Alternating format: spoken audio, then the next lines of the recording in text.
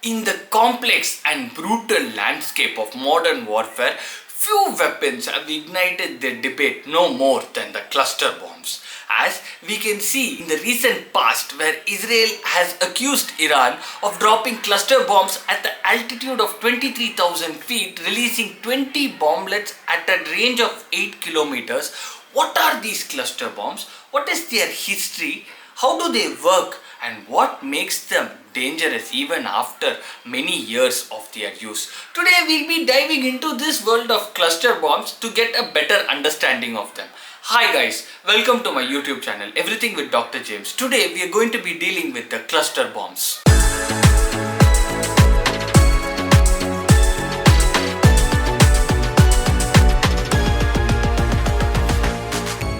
At the core, these cluster bombs are like containers. Imagine an arterial shell or a missile which is designed to explode mid-air, releasing dozens, in fact hundreds of sub-ammunitions which are called as the bomblets, designed to disperse over a wide area. Just imagine a container opening mid-air and releasing hundreds of grenades. This is the basic principle of a cluster bomb.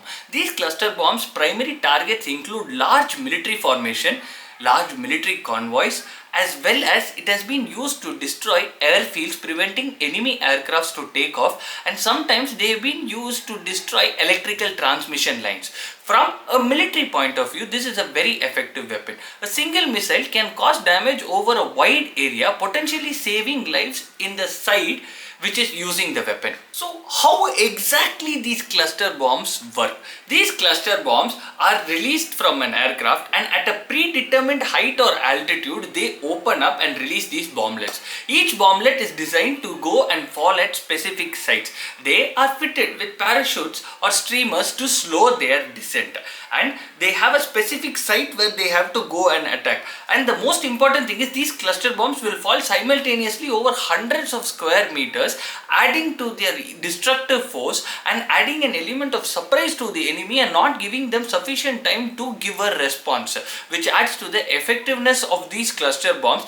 The ability to attack hundreds of square meters at the same time is a cause of humanitarian and ethical concerns. The earliest recorded history of the use of cluster bombs is in World War II, when Germany used it first, after which it was used by United States of America to bomb Tokyo and Kyushu during the World War II only.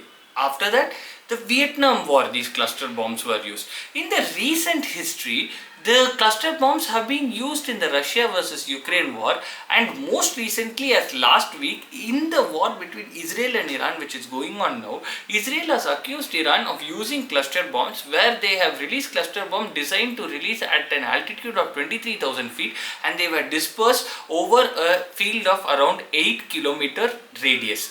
Now, though we know that the immediate effect of these cluster bombs is very significant, their lasting impact and most dangerous complication is the unexploded ordnance. Many of these bombs, as far as around 5% to 40% of these bombs, are duds that fail to explode when they land on their pre-specified target. The reasons for which they don't blast could be because of the terrain, weather, or the type of the bomblet only. These bombs are extremely volatile and dangerous, and they can be active for years or decades after the war also. These are like walking landmines which could be hiding within the soil, or they could be seen in plain sight, and they could cause a lot of damage. The immediate effect, mostly affecting civilians, are the children who think that these are playful toys, and they take it from the ground and it immediately blasts, causing civilian casualties. The other people affected are the farmers and construction workers who are returning back from their house in the night in these post-war conflict zones, where they might step on it and it will burst and cause casualties. The second problem is the area where these cluster bombs are used are rendered useless because of these duds which are present there. Those lands cannot be used for agriculture or construction, because of which what happens is, in post-war zone, people want to return to their normal life as soon as possible, but because of the presence of these duds, people are scared to return back to that area, rendering that area useless. The typical example for this can be given by the Azerbaijan-Armenian war in 1992 to 1994, where these cluster bombs were used, after which around 93 kilometers were rendered useless. And even today there is no agriculture or construction going on in that 93 square kilometer area. The second example we can give is when USA used cluster bombs during the Vietnam War in Laos in 1979. The dud rate there was around 5 to 40%, because of which up to 2009 around 100 civilian casualties have been noted. The indiscriminate effect and the humanitarian angle which these bombs have raised a lot of debate on the use of these bombs. So there was a convention on cluster munitions in 2008 where 123 nations signed a treaty where they banned the production, stockpiling, transfer and use of these cluster weapons. As of 2010, 123 countries have been following it. But the major disadvantage in this convention is that major countries like USA, Russia, China, India, Israel have not signed in this treaty. What are they arguing that they want to use these cluster weapons for? These cluster weapons are very useful in targeting large military groups as well as large military convoys and for destruction of airfields.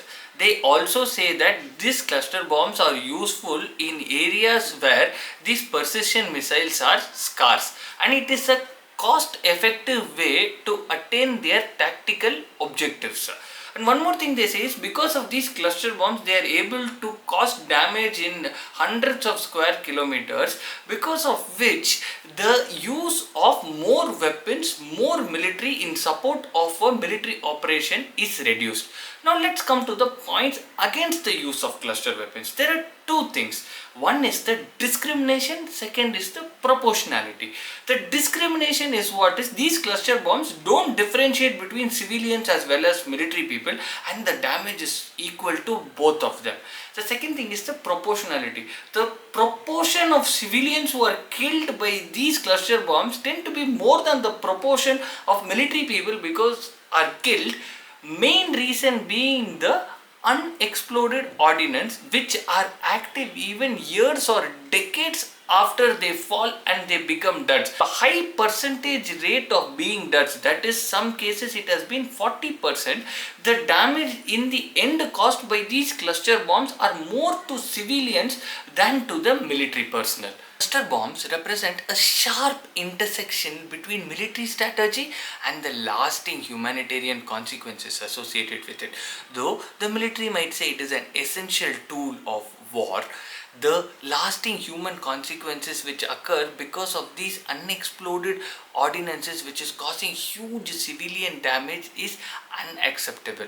Though the international community remains divided in this, echoes of complete ban of these cluster bombs are still there. Understanding these cluster bombs helps us to understand better about modern conflicts and its enduring shadow. Do like, share and subscribe me for more interesting videos like this.